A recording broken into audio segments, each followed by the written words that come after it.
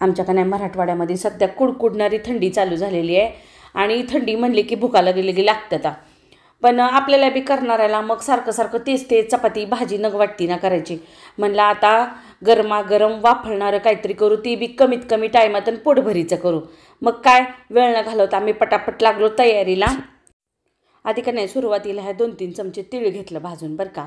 आणि तीळ भाजायला लागलं की गॅस बारीक करायचा. भाजलेलं तीळ घातलं मिक्सरच्या भांड्यामध्ये आणि त्यात घातलं भाजलेलं सुकं खोबरं.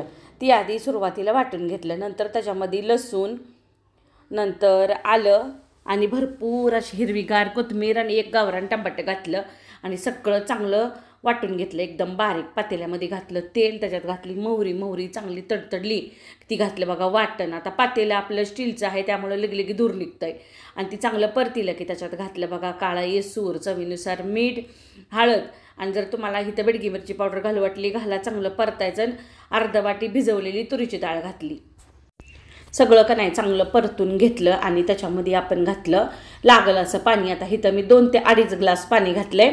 तुमच्या लक्षात आलंच असेल आपण काय करायला लागलो. तर 4 चपात्याची कणिक तिंबून घेतली होती आणि त्याला लागलं 2 ते 2.5 ग्लास पाणी. ती पाण्याची उकळी येस्तोवर काय केलं, जी कणिक तिंबली होती का नाही त्या कणकीला चांगलं तेल लावून घेतलं आणि ताटाला बी तेल लावून अशी त्याची तेल लावूनच चपाती लाटली. पळपटावर लाटायचं म्हणलं ना तर पीठ लावलं की जरा असं आळून येत आहे म्हणताना मग आपण तेल लावूनच लाटलं बरं का.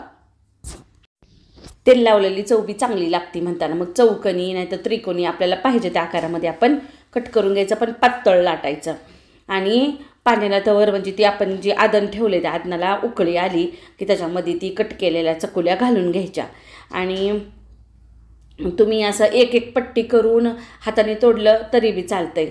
नसतं मग असं सेपरेट त्रिकोणी चौकोनी करून तोडलं तरी बी चालतंय. पण जेव्हा तुम्ही टाकताल का नाही तेव्हा पाण्याला उकळी आली पाहिजे आणि गॅसची फ्लेम मीडियम पाहिजे, म्हणजे चांगली खळखळ उकळली पाहिजे. जसं आपण चकुले टाकू तसं त्या चिकटणार नाहीत, सुट्ट्या होत राहतील. आणि बारीक गॅसवर आपण शिजायला ठेवायचं आहे. आपण इथं शिजलेली डाळ घातली नाही ना तर लई घट होत आहे आणि ही जी कच्ची ना अर्धवट डाळ शिजती त्या चकुल्यासोबत ती चांगली लागती म्हणताना.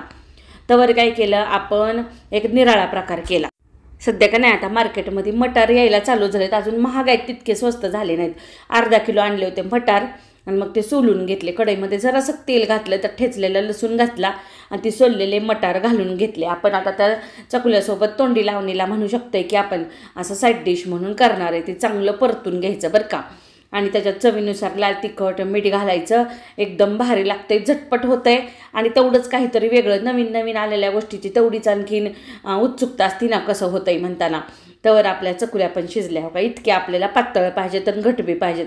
लय बी शिजवून घट करायच्या नाहीत आणि लय बी पातळ अशा ठेवायच्या नाहीत. पाण्याचं प्रमाण बरोबर ठेवायचं. आणि जी तुरीची डाळ आपण कच्ची घातली होती का नाही ती पण चांगली शिजली बघा हो का.